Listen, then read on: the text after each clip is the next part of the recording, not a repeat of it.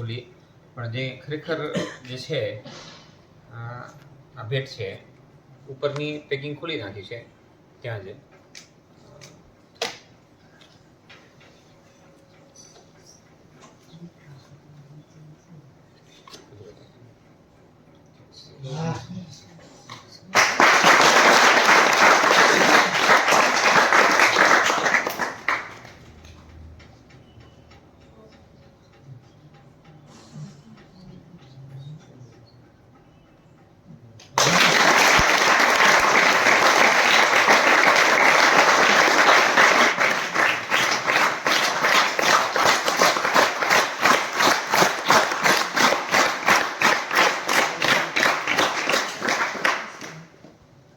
ભગવાન શ્રી રામ મંદિર સાથે રામલલા જે અત્યારે વિરાજમાન છે એ ભગવાન શ્રી રામના ચરણ પાદુકા ડાયમંડ જડી છે.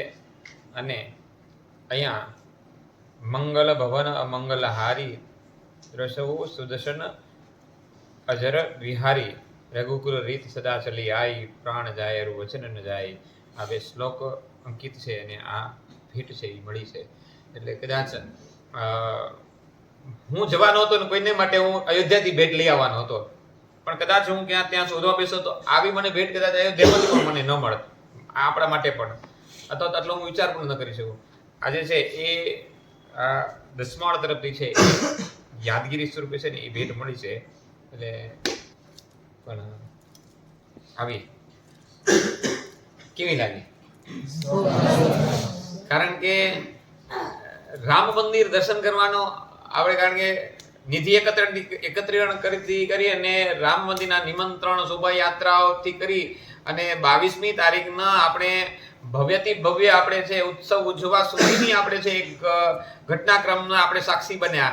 પછી 10 તારીખના છે એ અયોધ્યા સાક્ષાત દર્શન કરવા માટેનું પણ નિમંત્રણ મળી ચૂક્યું, પરંતુ જેને કેને પ્રકારે ન પહોંચી શકાય. પછી 24 તારીખના મળ્યું એમ, પણ 24 તારીખના પણ એ પછી જવાનું માંડી વાળી પરીક્ષાને લઈને.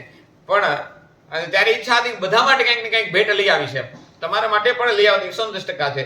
એ સ્કૂલ માટે પણ લઈ આવત, પરિવાર માટે પણ લઈ આવત, અને ત્યાં દીકરીઓ માટે કંઈ ભેટ ન લઈ આવત એ નિશ્ચિત હતું. ભાઈ ભેટ તમારા માટે આવત, પણ એના માટે કદાચ પ્રસાદી, એને મને કીધું કે ગુરુજી પ્રસાદી જોઈશે, પ્રસાદી અમારા માટે લેતા આવજો એમ.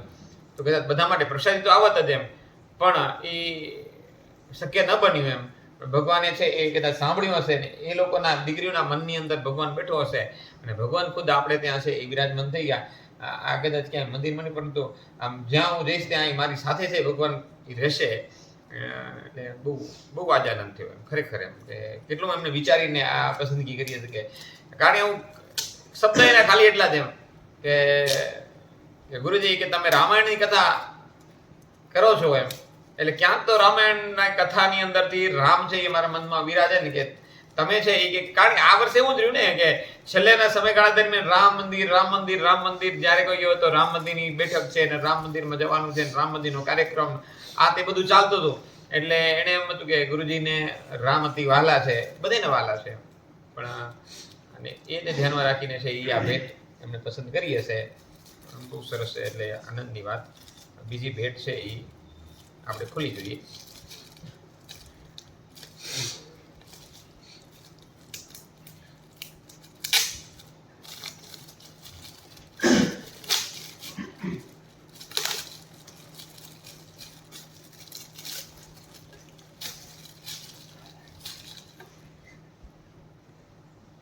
એ બધા કાગળિયા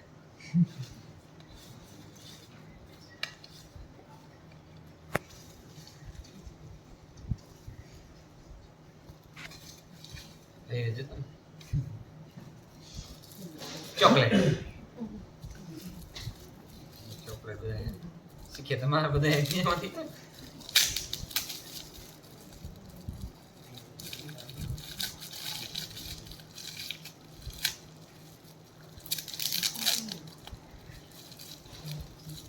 મને યાદ આવી ગયું, કાલે જઈશ એટલે તરત જ કહેશે બીજું શું હતું.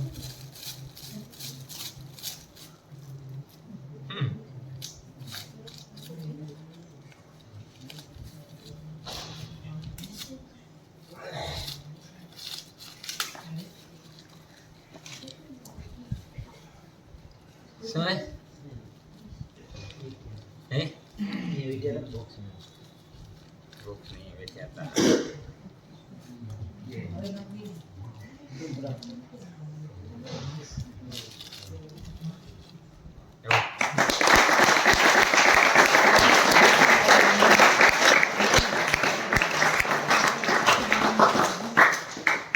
ચાંદીની રુદ્રાક્ષ.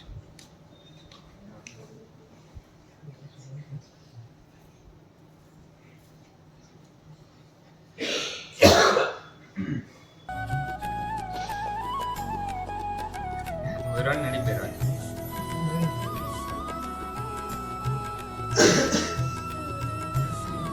સરસ.